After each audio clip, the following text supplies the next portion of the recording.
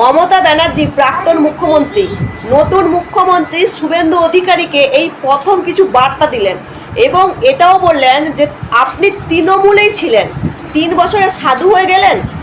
অনেক কিছু বলেছে। কি কি বলেছে আপনারা একটু শুনুন, নতুন মুখ্যমন্ত্রীকে কি কি বার্তা দিয়েছে।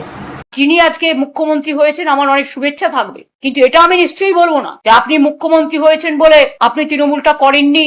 আপনিও কংগ্রেস করতেন একদিন এবং আপনার জন্য আমি বারবার যেতাম আপনার কেন্দ্রে, সেটা আমার কর্তব্য ছিল। এর জন্য আমি কোনো কৃতিত্ব নিচ্ছি না। এবং আপনিও প্রায় 10-11 বছর তৃণমূল কংগ্রেসের এমএলএ হিসেবে আপনি মন্ত্রী ছিলেন, কখনো ট্রান্সপোর্ট মিনিস্টার, ইরিগেশন মিনিস্টার, 6টা জেলার দায়িত্বে ছিলেন।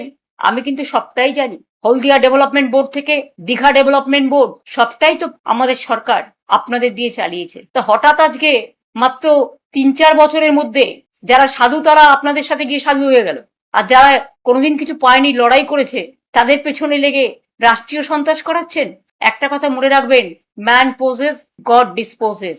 অ্যাট্রসিটিস করবেন না, এটা কিন্তু একদিন ফিরে আসতে পারে। Every action has a reaction. আপনারা যত অ্যাট্রসিটিস করবেন আমরা কিন্তু তত